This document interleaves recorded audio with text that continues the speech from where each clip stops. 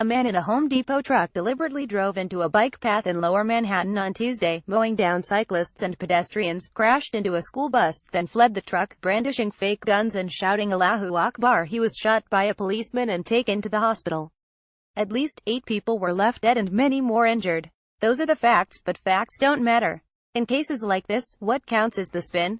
The post-Islamist attack commentary goes more like this. So far, the only concrete information we have about the driver is that he was a lone attacker, he is from Florida, and he has recently been living in New Jersey. In the bubble of your white-skinned privilege, I know you badly wanted this to be a dark-skinned person, a foreigner the other, but you're just going to have to accept the fact that the driver was a guy from Florida. Saifullah Habibullah Saipov, just another homegrown terrorist. Going forward, our most urgent task as a country is to figure out how to defeat Islamophobia. I plan to spend the rest of the week shaming Islamophobes on Twitter and Facebook.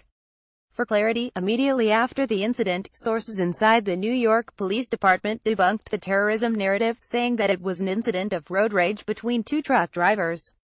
At a press conference hours later, Police Commissioner James O'Neill refused to confirm whether the suspect had shouted Allahu Akbar and declined to state the attacker's name or nationality.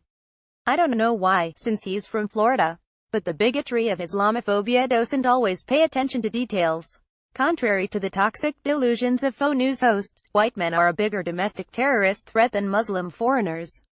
Here's a recent tally. Fort Hood Massacre, November 5, 2009. Nidal Malik Hassan, Virginia man. Boston Marathon bombing, April 15, 2013. Tamerlan Anzorovich Tsarnaev and Jahar Anzorovich Tsarnaev, Massachusetts men. San Bernardino slaughter, December 2, 2015. Syed Rizwan Farouk and Tashfeen Malik, Illinois man and wife. Pulse nightclub massacre, June 12, 2016. Omar Mir Sadiq, New York man. Ohio State car and knife attack, November 28, 2016. Abdul Razak Ali Yarden, Ohio man. Charlottesville car attack, August 12, 2017. James Alex Fields, Jr.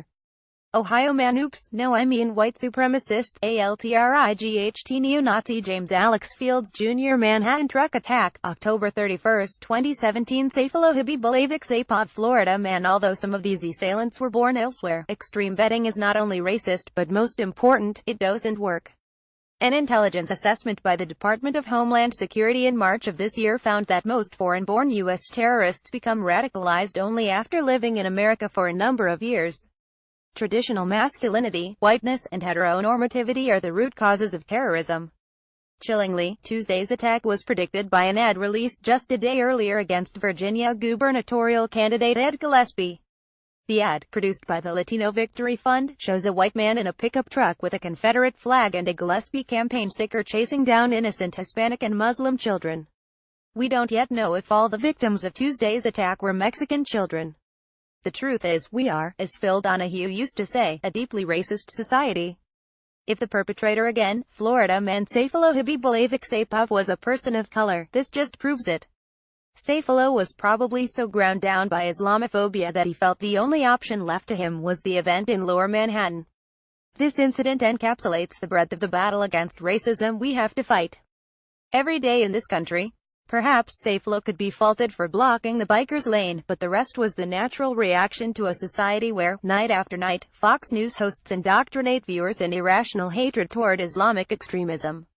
Since announcing his candidacy, Donald Trump has done very little to make Muslims feel their space is safe. Immediately after the election, the Southern Poverty Law Center documented 140,849 reports of hijabs being ripped off marginalized Muslim women on college campuses across the nation.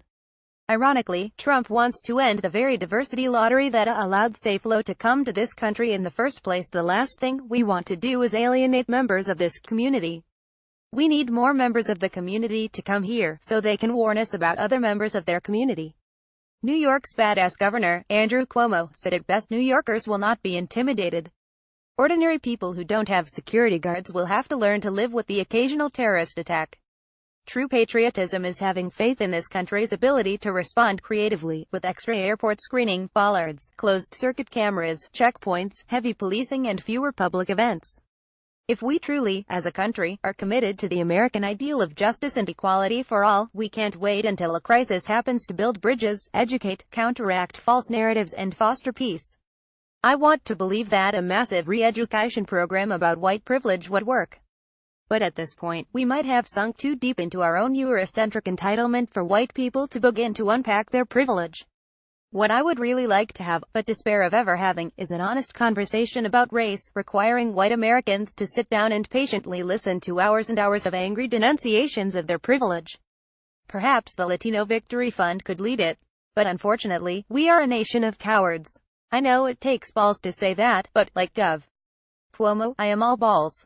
And Coulter Archives.